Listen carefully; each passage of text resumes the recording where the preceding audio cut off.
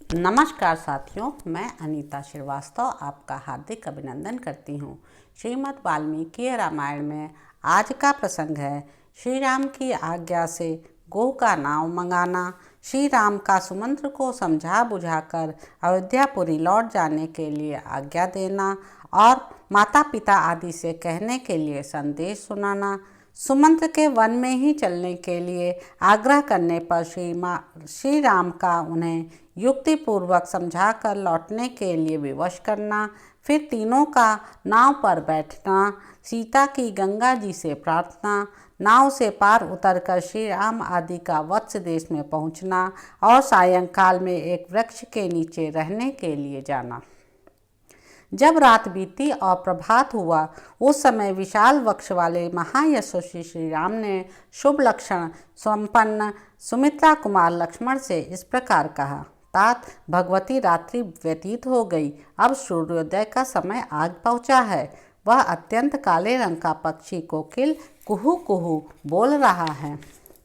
One में अव्यक्त शब्द करने वाले मयूरों की केकावाणी भी सुनाई देती है। अतः सौम्य, अब हमें तीव्र गति से बहने वाली समुद्रगामिनी गंगा जी के पार उतरना चाहिए। मित्रों को आनंदित करने वाले सुमित्रा कुमार लक्ष्मण ने श्री रामचंद्र जी के कथन का अभिप्राय समझकर गुह और सुमंत्र को बुलाकर पार उतरने की व्यवस्था करने के लिए कहा और स्वयं वे भाई के सामने जाकर खड़े हो गए। श्री रामचंद्र जी का वचन सुनकर उनका आदेश शिरोधार्य करके निषाद राज ने तुरंत अपने सचिवों को बुलाया और इस प्रकार कहा। तुम घाट पर शीघ्र ही एक ऐसी नाव ले जाओ जो मजबूत होने के साथ ही सुगमता पूर्वक खेलने योग्य हो, उसमें डांड लगा हो, कर्णधार बैठा हो तथा वह नाव देखने में सुंदर हो। निषाद राज गुह का वह आदेश सुनकर उसका महान मंत्री गया और एक सुंदर नाव घाट पर पहुंचाकर उसने गुह को इसकी सूचना दी। तब गुह ने हाथ जोड़कर श्री रामचंद्र जी से कहा, देव, यह नौका उपस्थित है, बताइए इस समय आपकी और क्या सेवा करूं। देव कुमार के समान तेजस्वी तथा उत्तम व्रत का पालन करने वाले पुरुष श्री राम समुद्रगामिनी गंगा नदी को पार करने के लिए आपकी सेवा में यह नाव आ गई है। अब आप शीघ्र इस पर आरूढ़ होइए। तब महातेजस्वी श्री राम गुह से इस प्रकार बोले, सखे, तुमने मेरा सारा मनोरथ पूर्ण कर दिया, अब शीघ्र ही सब समान नावों पर चढ़ाओ। यह कहकर श्री राम और लक्ष्मण ने कवच धारण करके तरकस एवं तलवार बांधी तथा धनुष लेकर वे दोनों भाई जिस मार्ग से सब लोग घाट पर जाया करते थे, उसी से सीता के साथ गंगा जी के तट पर गए। उस समय धर्म के ज्ञाता भगवान श्री राम के पास जाकर सारथी सुमंत्र ने विनीत भाव से हाथ जोड़कर पूछा, प्रभो, अब मैं आपकी क्या सेवा करूं? तब दशरथ नंदन श्री राम ने सुमंत्र को उत्तम दाहिने हाथ से स्पर्श करते हुए कहा, सुमंत्र जी, अब आप शीघ्र ही पुनः महाराज के पास लौट जाइए और वहाँ सावधान होकर रहिए। उन्होंने फिर कहा, इतनी दूर तक महाराज की आज्ञा से मैंने रथ द्वारा यात्रा की है, अब हम लोग रथ छोड़कर पैदल ही महान वन की यात्रा करेंगे, अतः आप लौट जाइए। अपने को घर लौटने की आज्ञा प्राप्त हुई देख सारथी सुमंत्र शोक से व्याकुल हो उठे और इक्ष्वाकु नंदन पुरुष श्री राम से इस प्रकार बोले, रघुनंदन, जिसकी प्रेरणा से आपको भाई और पत्नी के साथ साधारण मनुष्यों की भांति वन में रहने को विवश होना पड़ा है, उस दैव का इस संसार में किसी भी पुरुष ने उल्लंघन नहीं किया है। जब आप जैसे महान पुरुष पर यह संकट आ गया, तब मैं समझता हूँ कि ब्रह्मचर्य पालन, वेदों के स्वाध्याय, दयालुता तथा सरलता में भी किसी फल की सिद्धि नहीं है। वीर रघुनंदन, विदेह नंदनी सीता और भाई लक्ष्मण के साथ वन में निवास करते हुए आप तीनों लोकों पर विजय प्राप्त करने वाले महापुरुष नारायण की भांति उत्कर्ष प्राप्त करेंगे।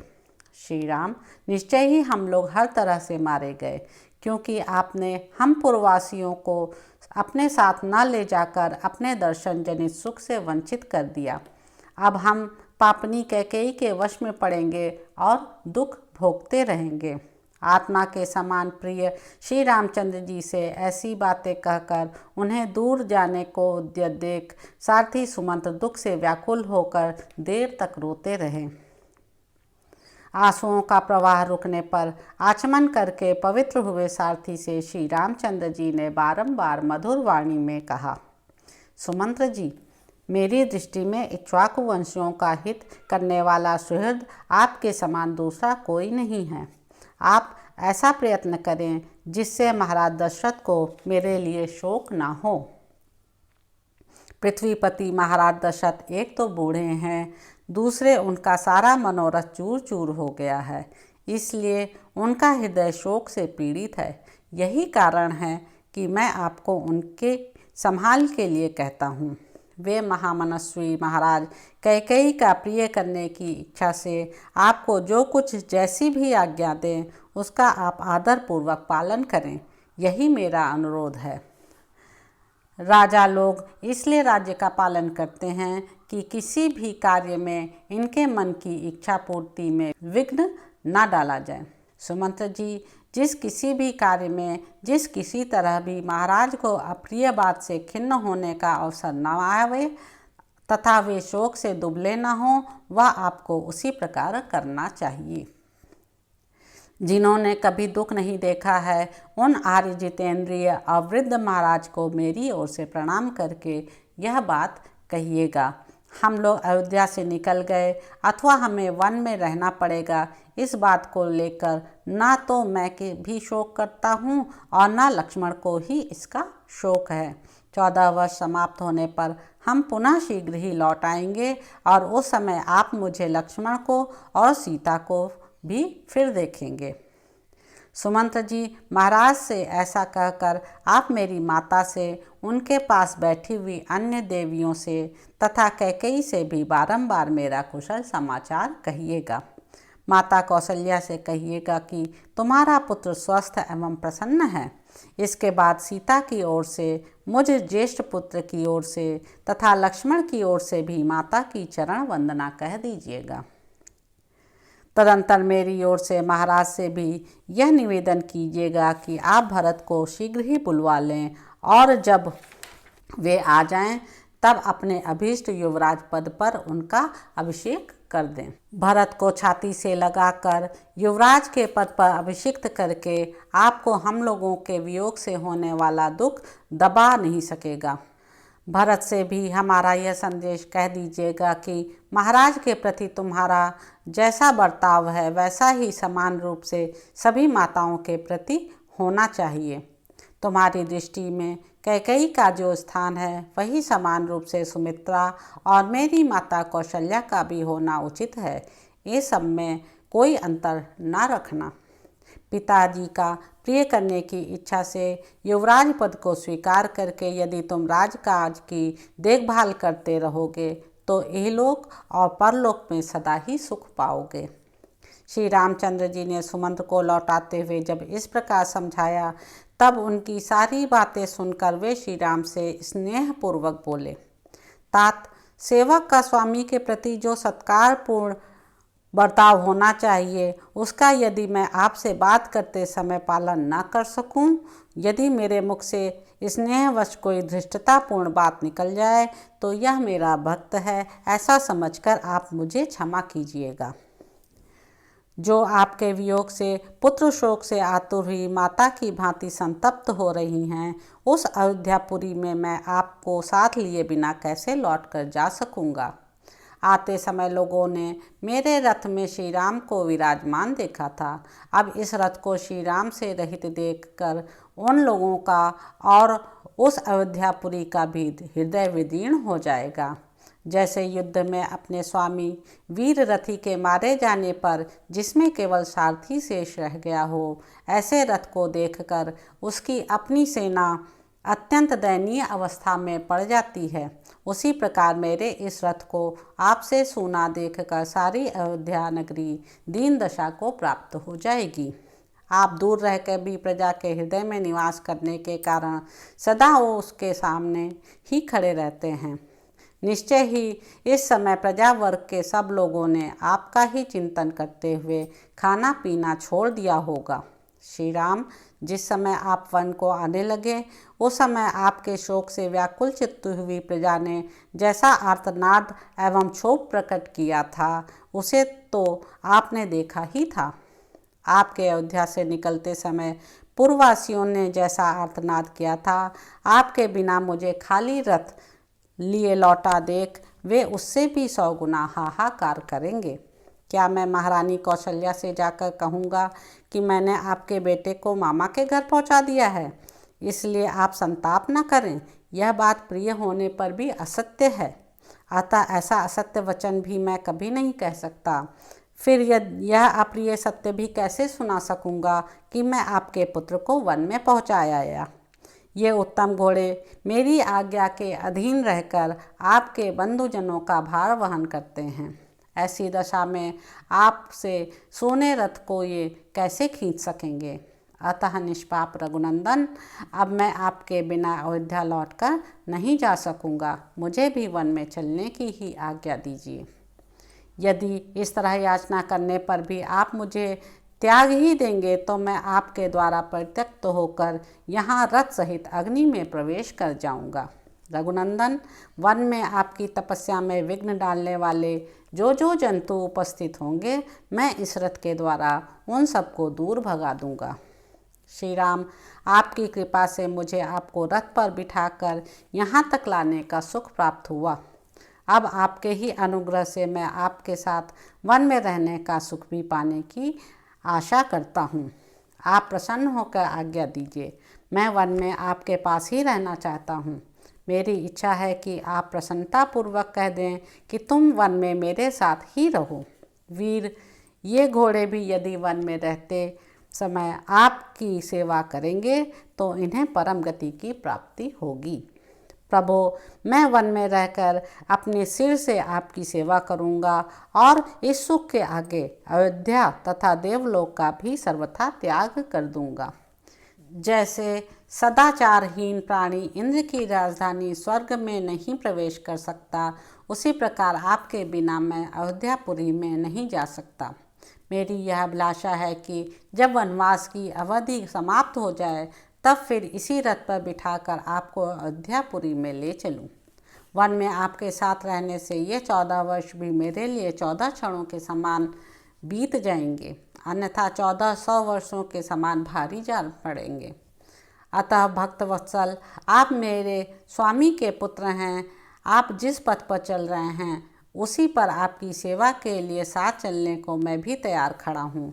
मैं आपके प्रति भक्ति रखता हूँ, आपका भृत्य हूँ और भृत्योजनोचित मर्यादा के भीतर स्थित हूँ, अतः आप मेरा परित्याग न करें।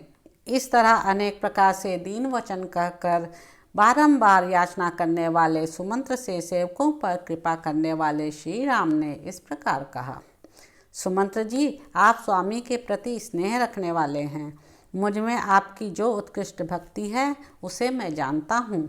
फिर भी जिस कार्य के लिए मैं आपको यहाँ से अयोध्यापुरी में भेज रहा हूँ उसे सुनिए। जब आप नगर को लौट जाएंगे तब आपको देखकर मेरी छोटी माता कैकेयी को यह विश्वास हो जाएगा कि राम वन को चले गए। इसके विपरीत यदि आप नहीं गए तो उसे संतोष प्राप्त नहीं होगा। मेरे वनवासी हो जाने पर भी वह धर्मपरायण महाराज दशरथ के प्रति मिथ्यावादी होने का संदेह करे, ऐसा मैं नहीं चाहता।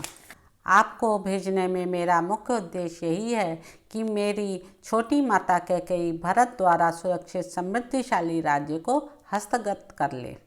सुमंत्र जी, मेरा तथा महाराज का प्रिय करने के लिए आप अयोध्यापुरी को अवश्य पधारिए और आपको जिनके लिए जो संदेश दिया गया है वह सब जाकर उन लोगों से कह दीजिए। ऐसा कहकर श्री राम ने सुमंत्र को बारंबार सांत्वना दी। इसके बाद उन्होंने गुह से उत्साहपूर्वक यह युक्तियुक्त बात कही। निषाद राज गुह, इस समय मेरे लिए ऐसे वन में रहना उचित नहीं है जहाँ जनपद के लोगों का आना जाना अधिक होता हो। अब अवश्य मुझे निर्जन वन के आश्रम में ही वास करना होगा। इसके लिए जटा धारण आदि आवश्यक विधि का मुझे पालन करना चाहिए। अतः फल मूल का आहार और पृथ्वी पर शयन आदि नियमों को ग्रहण करके मैं सीता और लक्ष्मण की अनुमति लेकर पिता का हित करने की इच्छा से सिर पर तपस्वी जनों के आभूषण रूप जटा धारण करके यहाँ से वन को जाऊँगा। मेरे केशों को जटा का रूप देने के लिए तुम बड़ का दूध लाकर दो। गुह ने तुरंत ही बड़ का दूध लाकर श्री राम को दिया। श्री राम ने उसके द्वारा लक्ष्मण की तथा अपनी जटाएं बनाई। महाबाहु पुरुष सिंह श्री राम तत्काल जटाधारी हो गए। उस समय वे दोनों भाई श्री राम लक्ष्मण वल्कल वस्त्र और जटामंडल धारण करके ऋषियों के समान शोभा पाने लगे। तदंतर वानप्रस्थ मार्ग का आश्रय लेकर लक्ष्मण सहित श्री राम ने वानप्रस्थोचित व्रत को ग्रहण किया। तत्पश्चात वे अपने सहायक गुह से बोले, निषादराज, तुम सेना, खजाना, किला और राज्य के विषय में सदा सावधान रहना, क्योंकि राज्य की रक्षा का काम बड़ा कठिन माना गया है। गुह को इस प्रकार आज्ञा देकर उससे विदा ले इक्ष्वाकु कुल नंदन श्री रामचंद्र जी पत्नी और लक्ष्मण के साथ तुरंत ही वहाँ से चल दिए। उस समय उनके चित्त में तनिक भी व्यग्रता नहीं थी। नदी के तट पर लगी हुई नाव को देखकर इक्ष्वाकु नंदन श्री राम ने शीघ्रगामी गंगा नदी के पार जाने की इच्छा से लक्ष्मण को संबोधित करके कहा, पुरुष सिंह, यह सामने नाव खड़ी है, तुम मनस्विनी सीता को पकड़कर धीरे से उस पर बिठा दो, फिर स्वयं भी नाव पर बैठ जाओ। भाई का यह आदेश सुनकर मन को वश में रखने वाले लक्ष्मण ने पूर्णतः उसके अनुकूल चलते हुए पहले मिथिलेश कुमारी सीता को नाव पर बिठाया, फिर स्वयं भी उस पर आरूढ़ हुए। सबके अंत में लक्ष्मण के बड़े भाई तेजस्वी श्री राम स्वयं नौका पर बैठे। तदंतर निषाद राजगुह ने अपने भाई बंधुओं को नौका खेने का आदेश दिया। महातेजस्वी श्री रामचंद्र जी भी उस नाव पर आरूढ़ होने के पश्चात अपने हित के उद्देश्य से ब्राह्मण और क्षत्रिय के जपने योग्य दैवी नाव इत्यादि वैदिक मंत्र का जप करने लगे। फिर शास्त्र विधि के अनुसार आचमन करके सीता के साथ उन्होंने प्रसन्न चित्त होकर गंगा जी को प्रणाम किया। महारथी लक्ष्मण ने भी उन्हें मस्तक झुकाया। इसके बाद श्री राम ने सुमंत्र को तथा सेना सहित गुह को भी जाने की आज्ञा दे नाव पर भली भांति बैठकर मल्लाहों को उसे चलाने का आदेश दिया। तदंतर मल्लाहों ने नाव चलाई। कर्णधार सावधान होकर उसका संचालन करता था। वेग से सुंदर डाण चलाने के कारण वह नाव बड़ी तेजी से पानी पर बढ़ने लगी।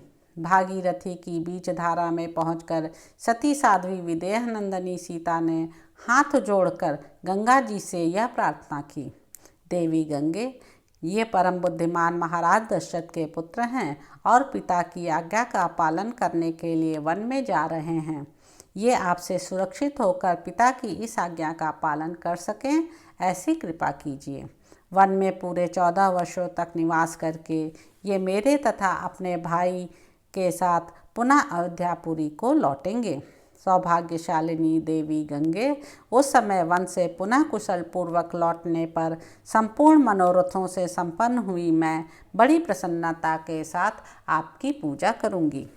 स्वर्ग, भूतल और पाताल तीनों मार्गों पर विचरने वाली देवी, तुम यहाँ से ब्रह्मलोक तक फैली हुई हो और इस लोक में समुद्रराज की पत्नी के रूप में दिखाई देती हो।